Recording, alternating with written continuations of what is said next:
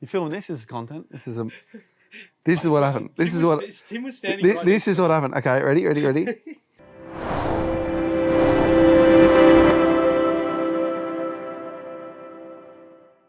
So I've just finished installing.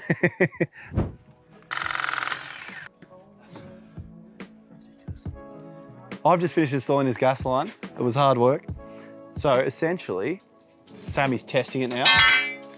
That's where my shifters are. So we've got to test the line every time we work on something. And this house was leaking really badly.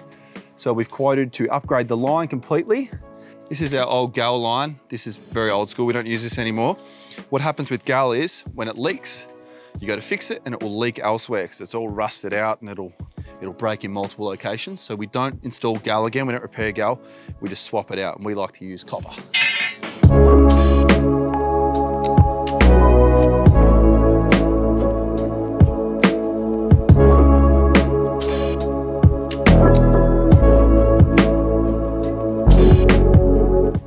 What you been that with? Your forehead. Good job, Sam. Good job, mate. So every gas appliance we install, although we're converting a lot of customers to electricity at the moment, there are still a lot of our customers who are getting gas appliances installed. And with every gas appliance we install, we're legally required to check the lines with the manometers, as Sammy was before.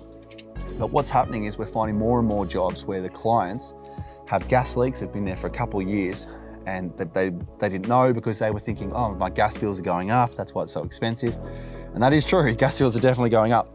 In actuality, they're having much higher gas bills because under the house, in their roof space, wherever it may be, there's leaks. So always good to check this, not only when you get a gas appliance changed over, but it's good to just book this in to check as well, because you could be wasting a lot of money, thousands of dollars every year. Ready? 340 and 254. Two calls.